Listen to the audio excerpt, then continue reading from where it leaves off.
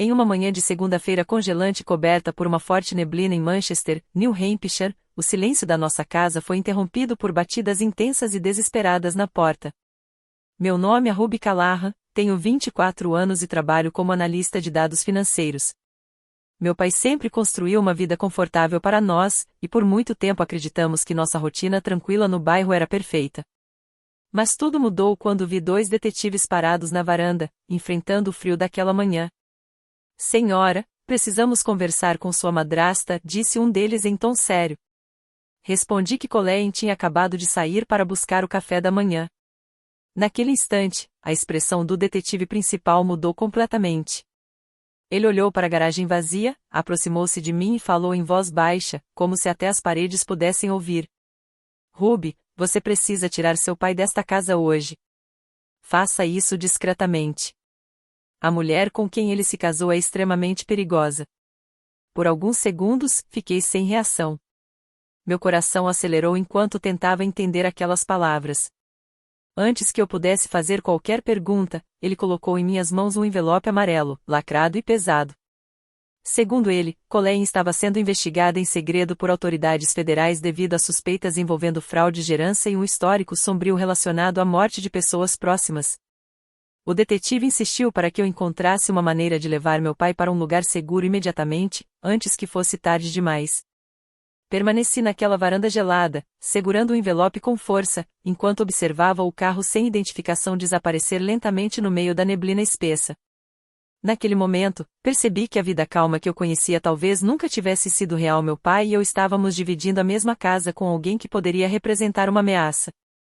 2 horas depois que os investigadores foram embora, eu estava sentada dentro do meu carro, estacionado a algumas quadras de distância da nossa casa. Minhas mãos tremiam enquanto eu finalmente abria o envelope. O ar frio do lado de fora parecia sufocante, mas nada se comparava ao impacto dos documentos que estavam dentro dele. Havia registros judiciais, relatórios policiais parcialmente ocultos e anotações de investigadores particulares. Juntos, eles apresentavam uma história assustadora sobre Colleen Callahan, descrevendo uma mulher que supostamente teria criado uma identidade falsa e manipulado pessoas ao seu redor por anos. Os documentos indicavam que, antes de se mudar para New Hampshire e se casar com meu pai, Wayne Callahan, ela teria usado diferentes nomes em outros estados. No Texas e em Ohio, 2 antigos maridos ricos haviam enfrentado problemas de saúde misteriosos e prolongados antes de morrerem, deixando para trás grandes valores de seguros de vida e propriedades valiosas que acabaram ficando sob controle dela. Em ambos os casos, as mortes foram inicialmente consideradas naturais, já que os sintomas pareciam compatíveis com doenças comuns relacionadas ao envelhecimento. Mas, segundo os arquivos, havia detalhes que levantavam novas suspeitas. Enquanto eu lia os relatórios médicos anexados, uma sensação gelada tomou conta de mim. As peças começavam a se encaixar. Um exame realizado recentemente em uma clínica regional teria indicado a presença de uma substância incomum no organismo de Colleen, algo descrito nos documentos como um composto difícil de identificar em exames comuns e que poderia se acumular lentamente no corpo. Minha mente voltou imediatamente aos últimos 6 meses. Pensei em todas as vezes que meu pai, um homem saudável de 56 anos, reclamou de falta de concentração, cansaço constante, fraqueza muscular e pequenos esquecimentos que ele não conseguia explicar.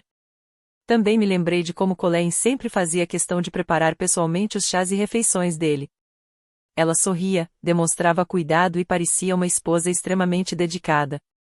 Mas havia algo que eu nunca tinha questionado: sempre que eu tentava ajudar na cozinha, ela encontrava uma maneira gentil de me afastar. Naquele momento, aquelas pequenas situações que antes pareciam normais começaram a parecer completamente diferentes. A dúvida que eu tentava afastar crescia dentro de mim: será que eu tinha ignorado sinais importantes durante todo aquele tempo? Aquilo que eu tinha interpretado como uma demonstração de amor e cuidado entre marido e esposa começou a parecer algo muito mais sombrio. Segundo os documentos, tudo indicava que aquela rotina de atenção e carinho poderia esconder um plano calculado para enfraquecer meu pai aos poucos e fazer sua morte parecer apenas uma consequência natural de uma doença inesperada. O silêncio dentro do carro foi quebrado pelo som de uma notificação. Meu corpo inteiro ficou tenso quando vi o nome de Colleen aparecer na tela do celular. A mensagem era simples: ela perguntou se eu queria que ela comprasse alguns ingredientes frescos para o jantar antes de voltar para casa. A normalidade daquela mensagem me deixou ainda mais desconfortável. Porém, eu sabia que qualquer mudança repentina no meu comportamento poderia levantar suspeitas. Se Colleen percebesse que algo estava errado, meu pai poderia ficar em uma situação ainda mais delicada. Respirei fundo algumas vezes, tentando controlar o medo e organizar meus pensamentos.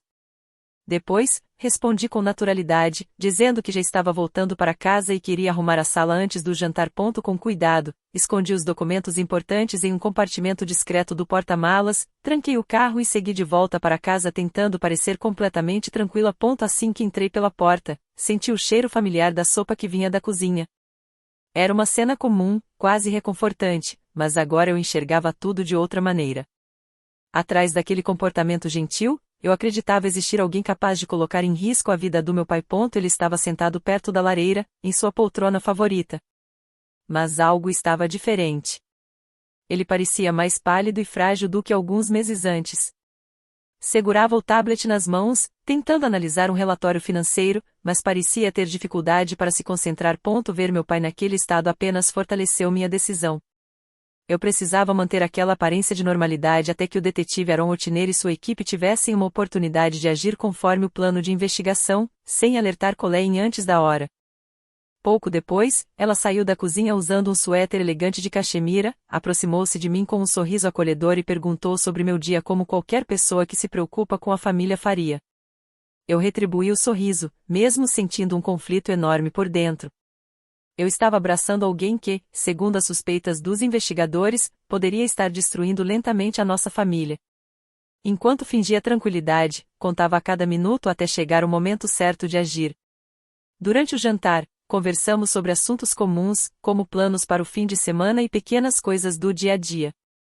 Mas eu observava cada movimento de Colleen. Vi quando ela serviu a sopa no prato do meu pai e fiz de tudo para manter o controle. Nenhum tremor na minha voz, nenhum olhar diferente, nenhum detalhe poderia revelar o segredo que eu carregava.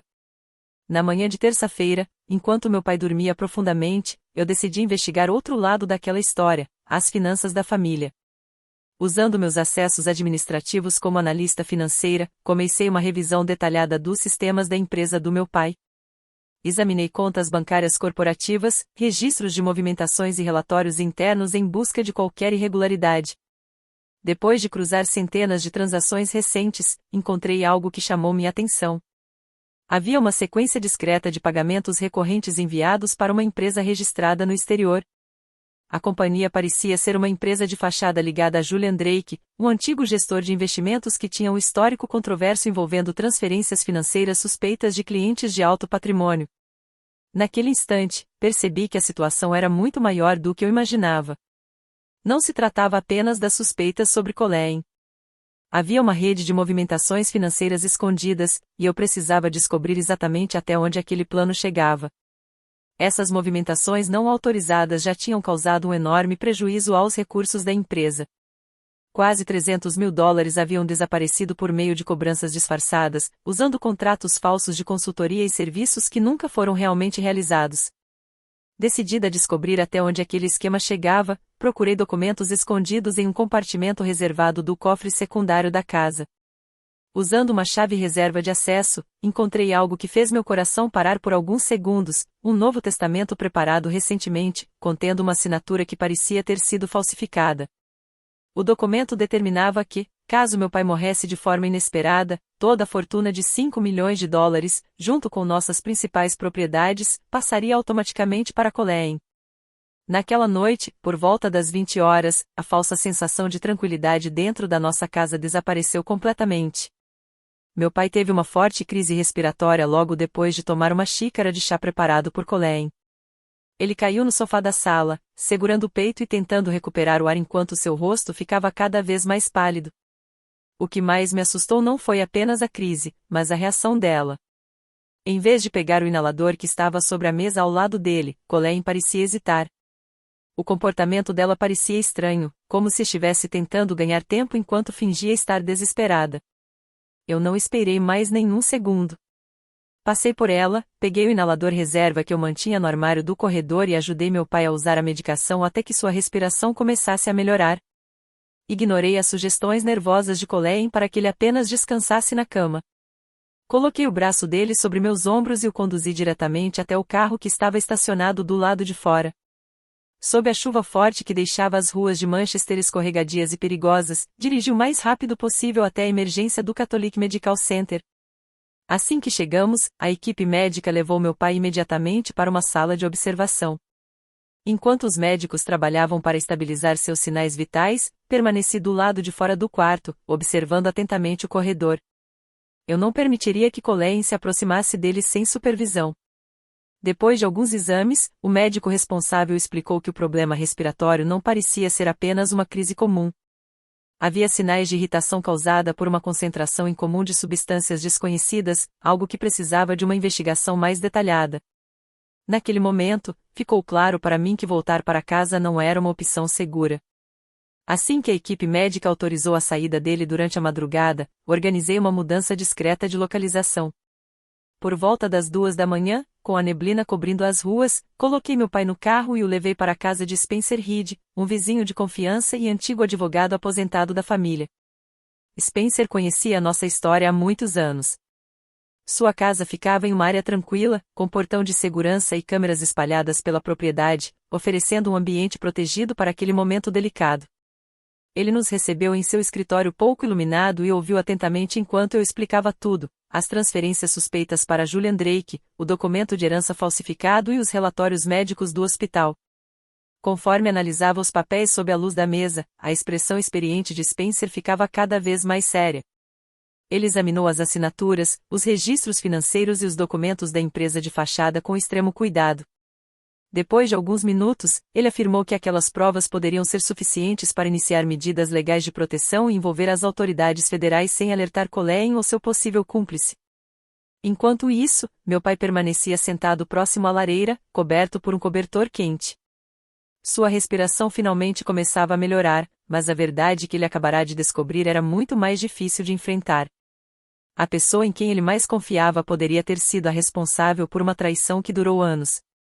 Criamos um plano rigoroso para os dias seguintes. Meu pai permaneceria completamente protegido na casa de Spencer, enquanto eu voltaria sozinha para nossa residência e fingiria que tudo continuava normal. Enquanto observava o céu começar a clarear pela janela do escritório de Spencer, eu sabia que manter a calma diante de Colleen seria uma das tarefas mais difíceis que eu já enfrentei.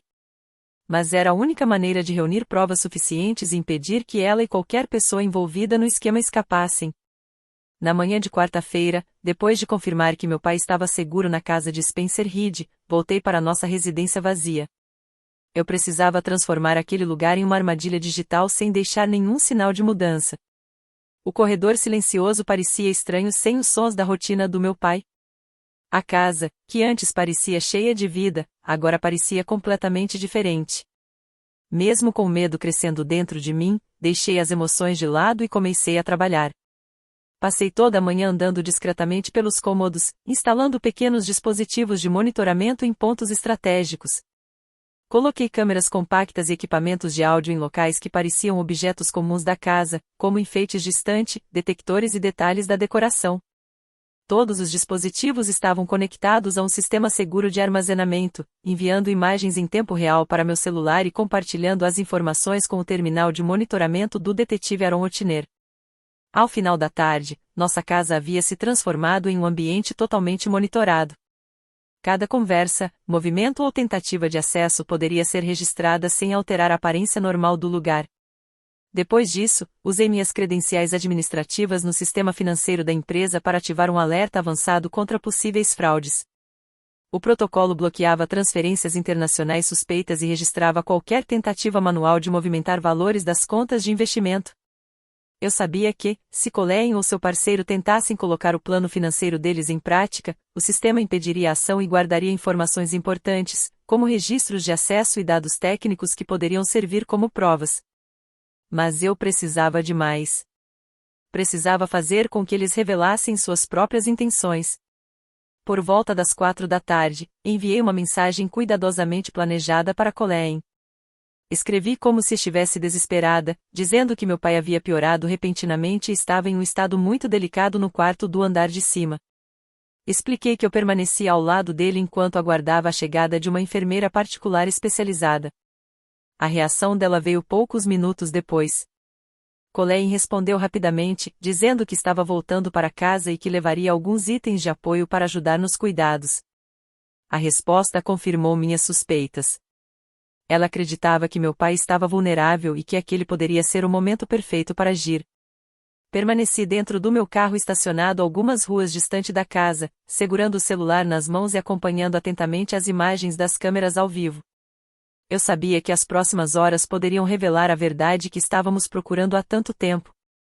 Pouco depois das 8 da noite, faróis cortaram a escuridão da noite de outono enquanto um sedã de luxo escuro entrava rapidamente na nossa garagem. Colleen saiu do carro acompanhada por Julian Drake, que carregava uma maleta de couro pesada.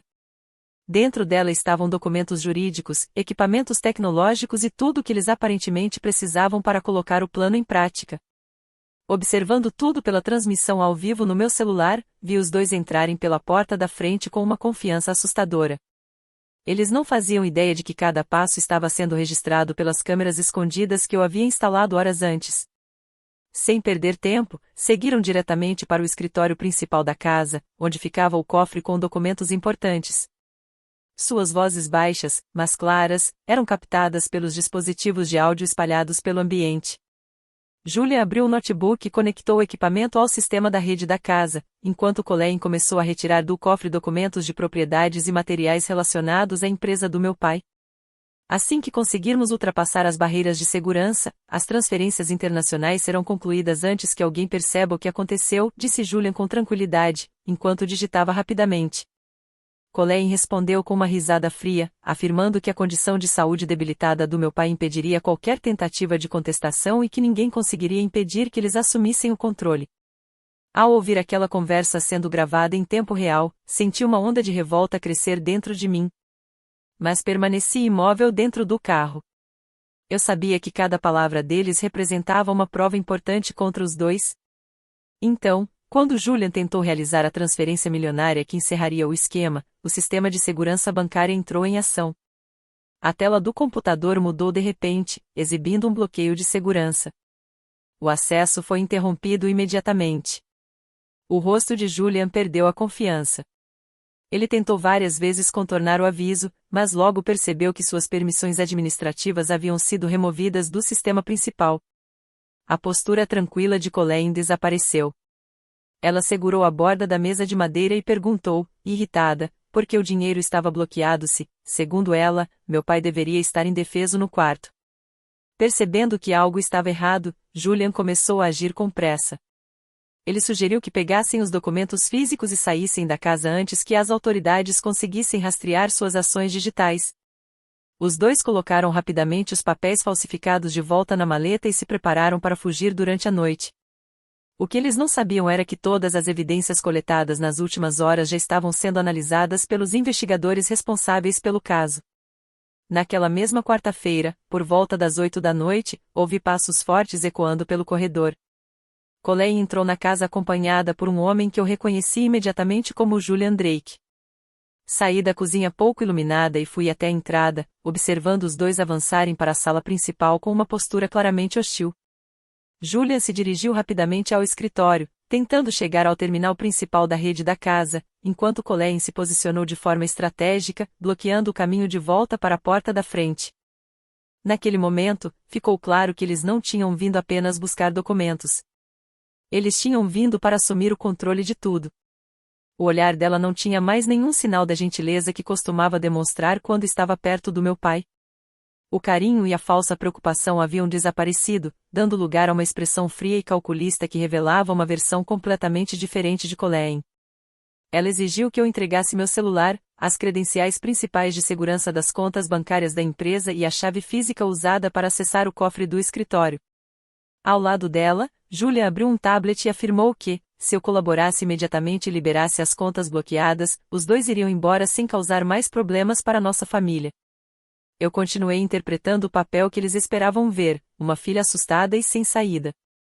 Dei alguns passos para trás até encostar no corrimão da escada de madeira. Fiz minhas mãos tremerem e apertei o celular contra o peito como se fosse a única coisa que me restava. Com a voz trêmula, comecei a fazer perguntas, fingindo não entender como alguém que meu pai havia recebido em nossa casa com tanto amor poderia fazer aquilo conosco. Perguntei por que ela estava destruindo a própria família e como pretendia controlar os bens dele se meu pai ainda estava vivo e continuava sendo o responsável legal pela empresa. Colleen soltou uma risada de desprezo e se aproximou lentamente, claramente acreditando que tinha controle total da situação. Ela disse que meu pai estava fraco demais para enfrentá-la e afirmou que a piora na saúde dele fazia parte de um plano que ela vinha construindo há muito tempo.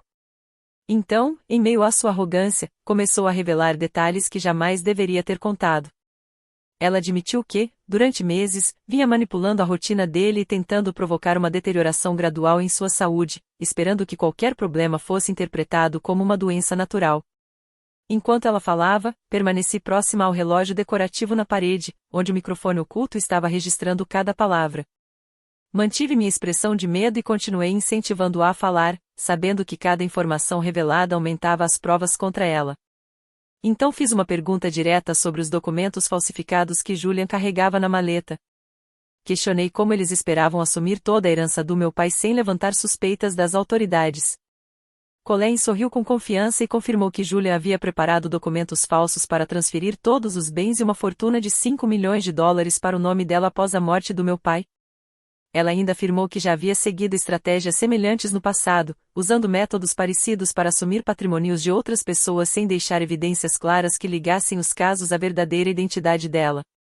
O que ela não sabia era que cada frase estava sendo gravada. O sistema de vigilância da casa transmitia o áudio em alta qualidade para um servidor protegido, onde os investigadores acompanhavam tudo em tempo real. Enquanto isso, Julian tentou novamente acessar o sistema bancário usando informações comprometidas do meu pai. Mas, mais uma vez, a plataforma recusou a entrada e exibiu alertas de bloqueio de segurança.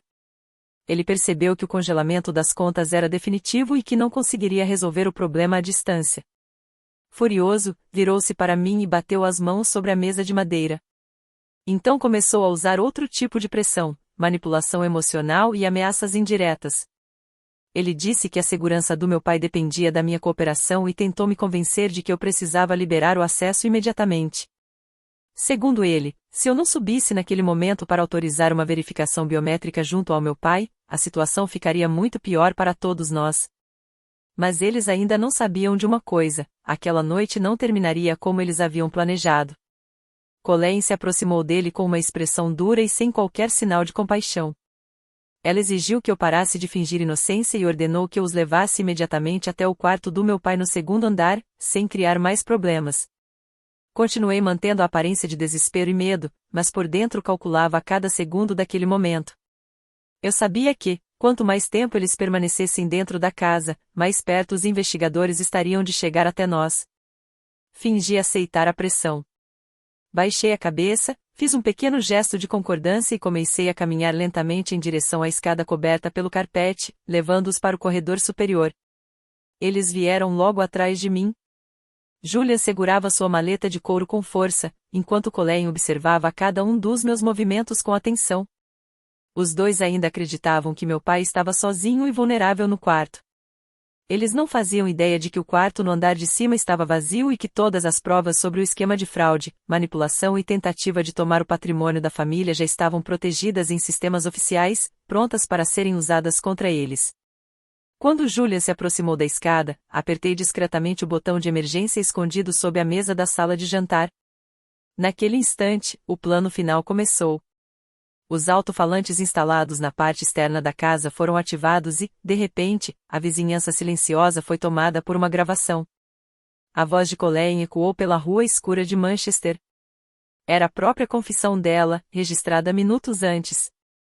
Todos ouviram suas palavras descrevendo o documento falsificado, o plano para assumir milhões de dólares e as ações que ela havia escondido durante meses.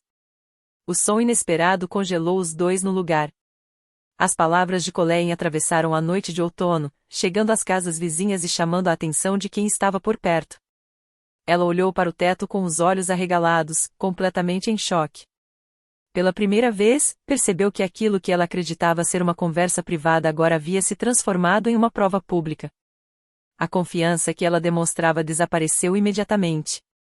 Na casa ao lado, Spencer Reed reconheceu o sinal combinado assim que a transmissão começou. Sem perder tempo, acionou o contato de emergência que havia preparado com a polícia local. Poucos segundos depois, o som de sirenes começou a se aproximar. As luzes dos veículos policiais cortaram a escuridão enquanto várias viaturas chegavam rapidamente à rua. Ao ouvir a aproximação das autoridades, Julian entrou em pânico. Ele deixou o tablet cair no tapete, agarrou a maleta contendo os documentos falsificados e correu em direção à saída dos fundos. Desesperado, atravessou a cozinha, abriu a porta de vidro e tentou desaparecer pela área escura do jardim. Mas assim que colocou os pés na grama molhada, fortes refletores iluminaram todo o quintal. Surpreso e sem ter para onde fugir, ele ficou completamente exposto. Vozes de policiais ordenaram que ele parasse imediatamente. Então, saindo da sombra próxima à propriedade, apareceu o detetive Aaron Otiner, acompanhado por agentes estaduais que já haviam cercado completamente a casa. Com a área isolada e todas as provas reunidas, o plano de fuga de Julian chegou ao fim naquela mesma noite. Durante toda aquela noite, o detetive Otiner acompanhou as transmissões em tempo real, ouvindo as gravações e analisando as provas que chegavam ao sistema seguro. Com todas as informações reunidas, ele finalmente deu a ordem. Solte a maleta e coloque as mãos onde possamos ver. Não faça nenhum movimento brusco. Julian percebeu que tudo havia acabado. Sem forças para reagir, caiu de joelhos, completamente derrotado. Os policiais se aproximaram, algemaram suas mãos e apreenderam o computador, os documentos falsificados e todos os materiais usados no esquema. Enquanto isso, dentro do hall de entrada, Colleen tentava desesperadamente encontrar uma saída. Ela correu em direção à porta principal, mas encontrou mais agentes entrando na casa e bloqueando qualquer possibilidade de fuga. Eu permaneci parada próxima à escada, observando a transformação daquela mulher que durante tanto tempo fingiu ser uma pessoa gentil e cuidadosa. A segurança que ela demonstrava havia desaparecido, substituída por medo, raiva e desespero. Ela me encarou com ódio e começou a gritar, acusando-me de ter criado toda aquela situação para destruir o casamento dela e tomar aquilo que, segundo ela, pertencia a ela por direito. Mas suas palavras já não tinham poder. O detetive Otiner entrou na sala segurando uma ordem judicial, junto com os relatórios de análise forense, os registros financeiros e as transcrições das gravações coletadas pelo sistema de monitoramento. Com voz firme, informou que Colleen estava sendo presa por uma série de crimes, incluindo fraude patrimonial, falsificação de documentos, conspiração financeira e tentativa de causar a morte do meu pai. Quando os policiais colocaram as algemas em seus pulsos, ela perdeu completamente o controle. Começou a gritar, resistir e fazer ameaças sem sentido enquanto era levada para fora da casa. Do lado de fora, alguns vizinhos haviam saído para observar a movimentação. As luzes vermelhas e azuis das viaturas iluminavam as janelas da nossa casa, marcando o fim de um plano que havia destruído nossa tranquilidade por meses. Os agentes conduziram Colleen e Julian pela entrada da garagem até veículos separados. Os computadores, documentos falsos e outros materiais apreendidos foram cuidadosamente registrados como evidências oficiais. Antes de ir embora, o detetive Otiner olhou para mim e fez um gesto de respeito. Ele afirmou que a quantidade de provas reunidas nas últimas 48 horas deixava poucas possibilidades de defesa para os envolvidos.